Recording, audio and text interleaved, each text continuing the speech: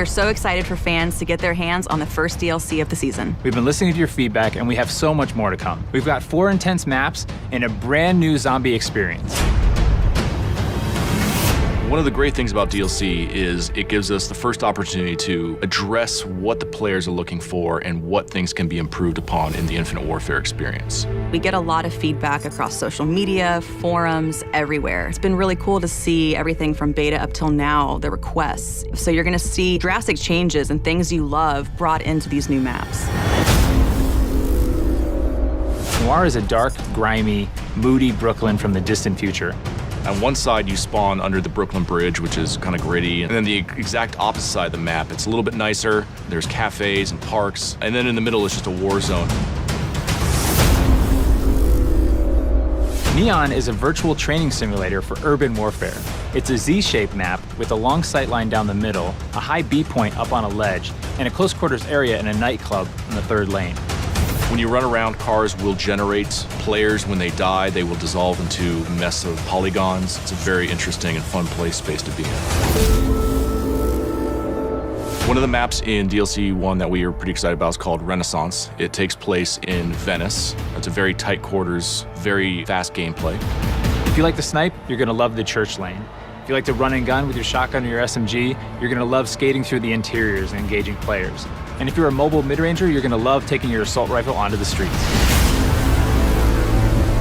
Another map we have is called Dominion, and it's a Modern Warfare 2 remake of the classic map Afghan. This time it takes place on Mars. Afghan is such a revered map, not just amongst the fans, but also among everybody at Infinity Ward. It has a lot of different identifiable landmarks that everybody can remember: the crashed ship, the AA guns on the hill. And we knew it was kind of an easy transition over to Infinite Warfare's theater of war. And players can now boost jump up to the lookout and counter snipers with close range engagements. The Rave and the Redwoods is a trip back to the 1990s, to a place that is such a stark contrast from what we did in Zombies in Spaceland. I think players are in for a real surprise. We made them really comfortable in Spaceland by opening up lanes, making it bright and colorful. This is really a horror film brought to life in a video game form. It's going to blow people's minds. After getting sucked out of Zombies in Spaceland, our 4 characters appear in a cabin. They wake up kind of groggy. They kind of realize that they're maybe in the 90s now. As you explore outside of the cabin, you find out that you're actually in an abandoned camp that's been kind of taken over by a few hundred raver kids that are throwing an all-night rave party in the middle of the woods. The level has this dark, foreboding, kind of spooky vibe, and then the world comes alive. There's new weaponry, there's new fate and fortune cards coming, new traps within the map. Our cast of characters are getting a whole new wardrobe change. We're gonna introduce a new character named the Slasher. There's so much more to tell. We can't wait for people to get a chance to experience what it's like to be in Rave and the Redwoods. People are in for a real treat.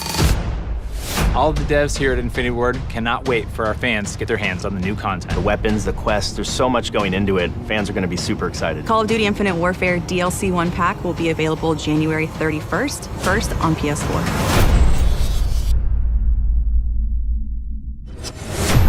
Get the season pass and receive $20 of bonus content.